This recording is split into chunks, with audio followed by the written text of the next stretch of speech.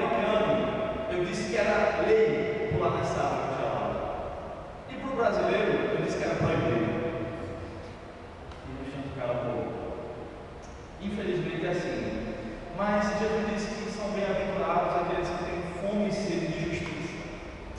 Nós devemos amar os irmãos, nós devemos agir com justiça, porque esta é a liberdade que Deus nos chamou para viver em Cristo. E se nós somos livres para agradar a Deus, e devemos proceder assim sempre, com imparcialidade, nunca com parcialidade.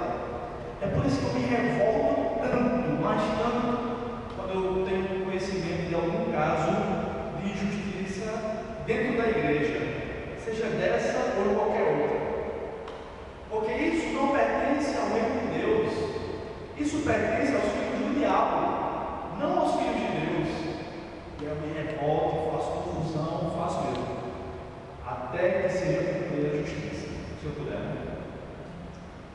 Gálatas capítulo 5, versículo 13 diz: porque vós, irmãos, foste chamados à liberdade, porém não useis da liberdade para dar ocasião à carne, sede antes servos uns dos outros pelo amor.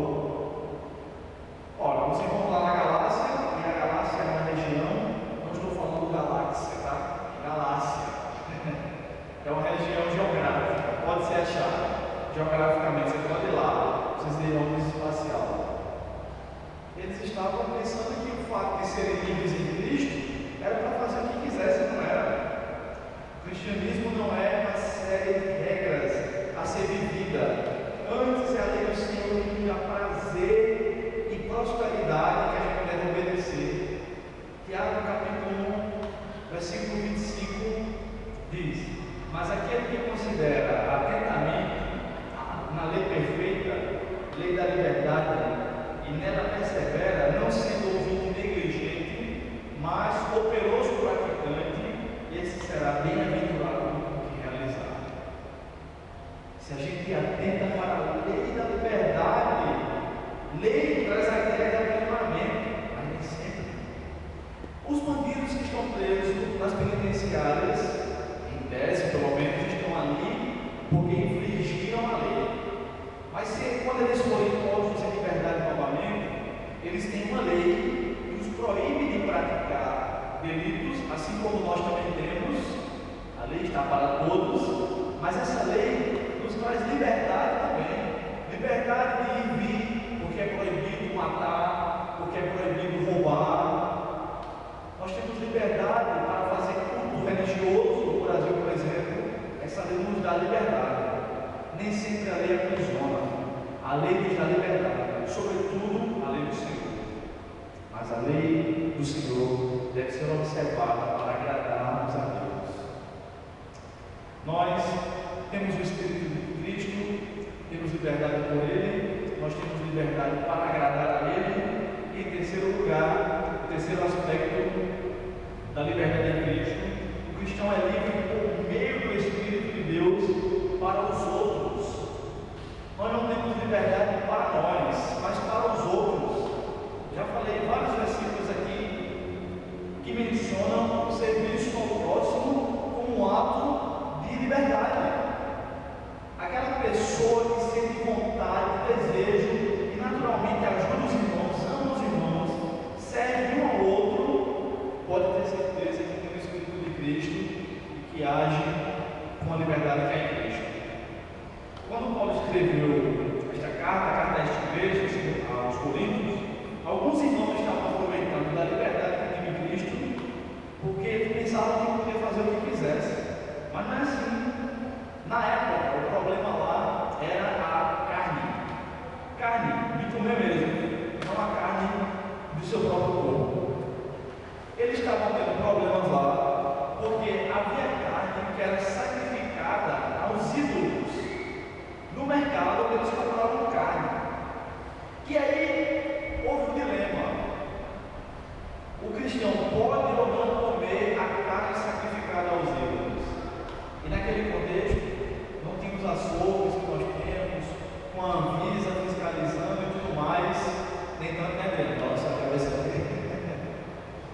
Mas não tinha essa regulamentação. Então, praticamente toda a carne que tinha no mercado era sacrificada aos ídolos. Corinto era uma cidade terrível. E na época, até uma palavra nova foi inventada pelos de fora para falar do quanto o povo daquela cidade era pecador. E aí você depois mexer comigo que eu sou corintiano. Eu sou corintiano, eu sou corintiano, né? Tomara que ela saiba ver. O pessoal começou a dizer dos coríntios, por causa da imoralidade sexual tão alta naquela cidade, eles diziam corintianizar. Corintianizar foi uma expressão surgida para falar das pessoas que iam praticar atos sexuais imorais. Ah, fulano está onde? Ele está corintianizando. Da mesma forma que na ilha grega de Creta, onde Tito era pastor, quando Paulo escreve a Tito recebeu aquela carta, ele era pastor na ilha de Creta. Os cretenses eram cretinos também, tão mentirosos, que começaram a dizer cretizar. Você vai cretizar? Por quê? Porque o povo era tão mentiroso, tão preguiçoso, que inventaram essa palavra. Então, surgiu aquele dilema naquele texto.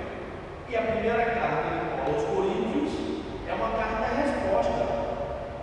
Toda hora Paulo fica dizendo, quanto a isso, quanto ao que me escreveste sobre isso, né? Quanto ao casamento, quanto à carne sacrificada aos ídolos, era a resposta que ele estava dando para aquela carta.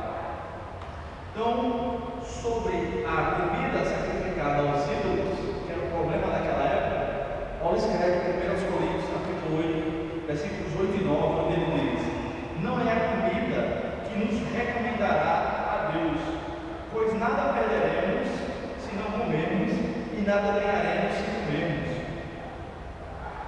Vede, porém, que esta vossa liberdade não venha, de modo algum, a ser tropeço para os fracos. Esse foi o critério de liberdade cristã que Paulo estabeleceu, e Deus, por meio de Paulo, estabeleceu para aquela igreja. Pode ou não pode comer carne sacrificada aos ídolos? Aí Paulo diz, não, como de tudo que vem no mercado, se perguntar, não tem problema. A menos por conta do irmão. Isto é, alguns irmãos se escandalizavam com o fato dos crentes comerem uma carne que era notoriamente sacrificada aos ídolos. Mas eles não iam comer essas carnes nos cultos dele, não. Eles não iam para o terreiro de macumba porque tinha carne. Isso aí, a Bíblia proíbe. Eles compravam a carne normalmente no mercado ou comer em casa nas refeições. Há pessoas da igreja que são mais fracas na fé. E a nossa liberdade, que deve ser vivida não para nós, mas para o outro, isso é cristianismo, deve ser ponderada à luz do escândalo do irmão para o irmão. Se a gente vai ser pedra de tropeço do irmão, é melhor não fazer. Hoje em dia, o que pode ser essa pedra de tropeço? Pode ser determinados ambientes, pode ou não pode, e ali ou acolá. Pode ser música. Eu posso ouvir esse tipo de música na minha casa, no meu carro? Pode ser outras questões. Tem irmãos que acham que é pecado jogar futebol. Eu nunca vou conversar sobre futebol com um irmão desse. Nunca. Mas com vocês que acham que não tem problema nenhum, assim como eu também acho, a gente pode conversar. Romanos capítulo 14, versículo 21. A igreja de Roma também enfrentou uma situação delicada. Paulo disse assim: é bom não comer carne, nem beber vinho, nem fazer qualquer outra coisa com que teu irmão venha tropeçar, ou se ofender, ou se enfraquecer. A nossa liberdade em Cristo deve ser tolhida por conta do irmão, muitas vezes, sem dúvida. Senão não é liberdade, é libertinagem. E em Cristo não há libertinagem, há liberdade. Contudo, esse argumento de escândalo para um e para o outro não pode ser usado pelo crente que é pecador e que acha que o que ele faz é apenas um ponto de vista. A Bíblia declara o que é pecado e o que não é. Não há nenhum pecado que a Bíblia não condene, não diga que não é, quer implícita, quer explicitamente. Todos os pecados são pecados à luz da Bíblia. Pode ser que, dentro do contexto, seja errado fazer essa ou aquela coisa, mas a palavra de Deus é suficiente para nós, dizendo sempre o que é pecado. Algum crente que acha que é pecado, uma besteira que ele tem certeza que não é, pode, por exemplo, conforme diz Wayne Grudem, orar a vida inteira pedindo a Deus vitória sobre aquele pecado. Pode ser que exista algum crente que pense que Deus, eu não consigo parar de pecar, esse pecado eu sempre caio, mas na verdade não é. Vai ver apenas uma imposição da igreja dele, vai ver apenas a coisa da cabeça dele ou do seu radicalismo. Mas há pecados deliberadamente condenados pela Bíblia. E aí, o cristão que pratica e o cristão que compactua dessa ideia estão errados diante de Deus. Seja ele quem for, seja pastor, seja seminarista, seja um crente comum. Essa palavra não é a melhor, mas foi a que me veio à mente agora, porque todos os crentes são comuns. Não há, e Deus vai cobrar de ambos. Para concluir, o cristão é livre em Cristo, porque tem o Espírito de Deus, é livre em Cristo para agradar a Deus, e é livre em Cristo para servir a igreja de Deus, ao corpo de Cristo. Se o cristão pensa que pode fazer o que quer e não se enquadrar nessas regras bíblicas, ele não é livre e muito provavelmente não tem ainda o Espírito de Cristo. Vamos orar? Bendito seja o teu nome, Senhor, pela tua palavra e pela liberdade que nós temos em Jesus Cristo. Que o Senhor nos ajude a viver para ti, Senhor, e para os irmãos, na medida em que formos solicitados. Em nome de Jesus, Senhor, te peço que o Senhor abençoe a cada um aqui, e que o Senhor nos ajude a viver para ti, Senhor. Amém. Amém. Deus abençoe.